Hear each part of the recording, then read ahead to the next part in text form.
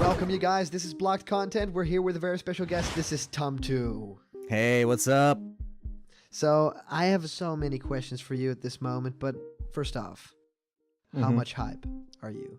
So hype. I'm still trying to process everything that's happening on E3 right now. There's just so much right now. So, at this moment, we've seen all the conferences. We know everything that's coming from Microsoft, from Sony. Even we had Bethesda, we had Ubisoft, we had EA. Am I missing something? PC Gaming World, I guess. I guess. What's that even? Whatever. I mean, PC Master Race, sure, but it's aside from that, we don't care at all. I can look it up later. It's the best ever, but we don't care about it. I feel it's something I can read on later. Yeah, we will. We'll probably not even report on it. Everyone knows Master Race. Yeah. No, but the exciting thing is, and that's why we're here. It's Nintendo. It's the new Zelda game. Yes. You know what's really amazing is that they said that Zelda was the only thing they were going to showcase. And usually Nintendo is known for throwing off so many things, like throwing all kinds of things at you during these kinds of events.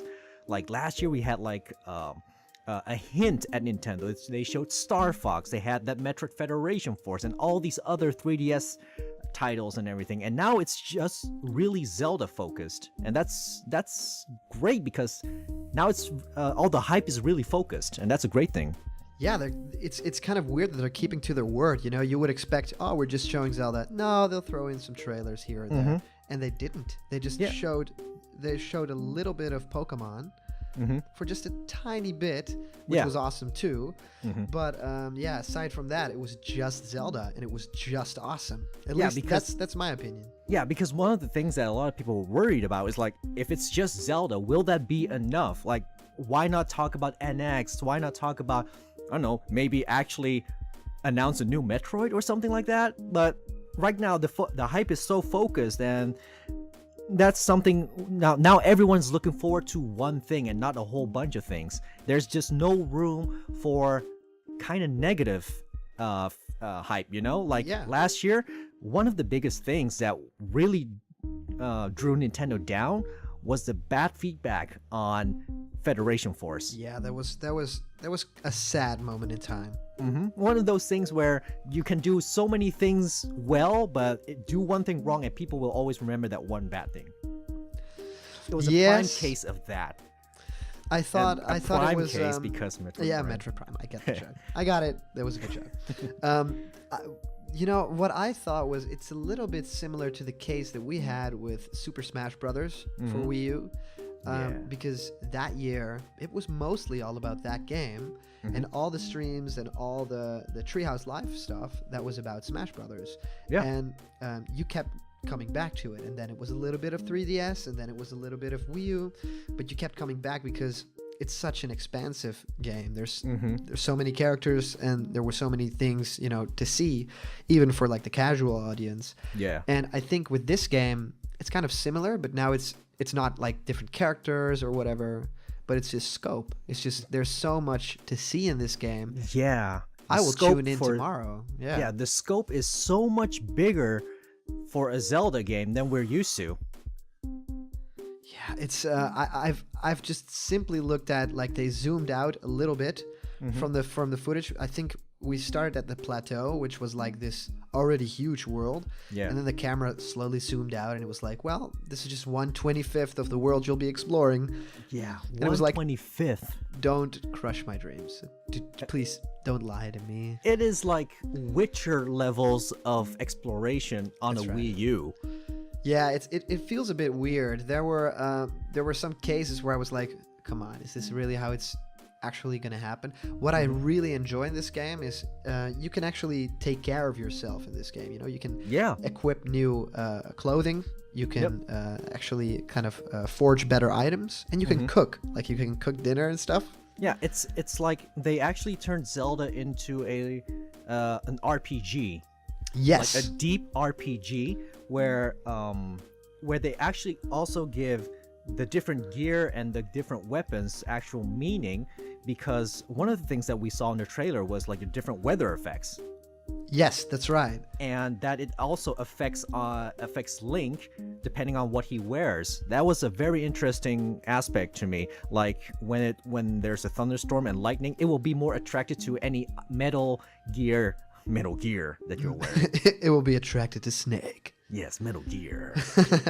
Yeah, and I think that's a very good point, because I saw a little instance where Link was traveling up a mountain, and the further he got, it became like a snowy mountaintop, and that meant Link got cold, and I'm not sure if he started losing hearts or whatever, but I think he was walking slower, and you could see on the expression on his face. And then they equipped like a bigger shirt, with longer sleeves. And it was like he was fine, and that was those little touches. Come on. Yeah, I think they might not go very deep into it, because they might still want to cater to a younger audience that might not think as deeply as like older gamers do in an RPG. But like little things that make sense, like that, like, oh, he's cold, let's give him a shirt with longer sleeves and he's okay again. That kind of logic, that might be enough for a younger player to really feel the Zelda magic.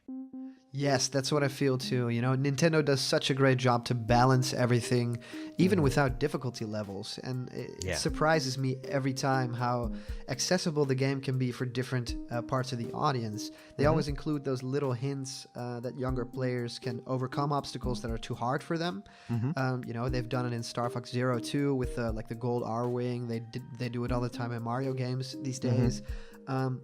And I think with Zelda, they do it in ways where in this game, you can just explore and go crazy on your own pace. And I think gamers like you and me, we grew up with Zelda. We've been playing it for years. We'll just go hunting for dungeons, Yeah, I think it there's like, there is an end game for older players or more experienced players or players who are more hardcore into this. But at the same time, I think there's also a level of difficulty where it's accessible for anyone, right? Where we see Link use different weapons, and at a very simplistic basis, it's all the different weapons. It allows for people to create a particular play style that they're comfortable with. So you're not stuck to just using the Master Sword or using the hook shot only when you need to traverse something. No, you could actually use a bow and arrow. You can actually use a spear or great axe to do more damage, to keep to be long range, to keep enemies at bay, or there's a comfort zone for everyone. And I think that's a really good balance in this game, or at least that's what I'm expecting out of it. That's true. I totally noticed that in the gameplay as well, that you can tackle things many different ways. And, I think a lot of companies and a lot of games claim to do that kind of stuff, which, end up like being basically the same thing, but looking different. And I saw some very cool things, like even in, they call them shrines, but they're basically dungeons, and you could tackle puzzles in different ways. And I've never seen that in a Zelda game. It's just a puzzle is solved in one way, right? Yeah. But in this stage, it was like there was like this big ball on a chain, and there was a big door, and you needed to get the big ball to crash into the door to open it, right? And this one guy, he actually stopped time to slash at the ball multiple times. And then when time stopped again, it meant, all the power from that hit would be released when time went on. So the ball crashed through the door. And someone else used like the magnet, I think magnesis or whatever. And you could actually use like the top part of that ball to kind of slam it through the door as well. So, it gets the same thing done, but everyone thinks in a different way. And now that's celebrated instead of, there's only one way. And that's what made Skyward Sword puzzles sometimes, oh man, I would have never thought of that if I didn't go to like a website to help me fix this. The restrictions in past Zelda games and also the repetitiveness was really a limit to Zelda games. Like each Zelda game, they would introduce new mechanics, but you were always stuck to that particular mechanic, Yeah, they always had the same formula of get the item, beat the boss with that item. And the only variety they had with that was, for example, was like mixing it up in the Link Between Worlds, where you could choose which item you got first. You like with renting them, so you could tackle dungeons in a different order, where previous Zelda games were pretty linear. Yeah, I think that game did some things really, really well. That whole game is super awesome. Yeah. I think in this game they'll take it even further. I think I've even heard someone say, you can go to any dungeon you want at the start, but once you notice that it's just too difficult to do at this point because you don't have the right gear to like properly dispatch of enemies, you might want to like hone in your skills a little bit first before you go there. Yeah, it's like we said before, like we talked about before. It's like it's actually turning into a proper RPG where stats or at least skill matters. Yeah, it matters. That's right. Well, I'm just very curious. What are your final thoughts on this on this day of E3?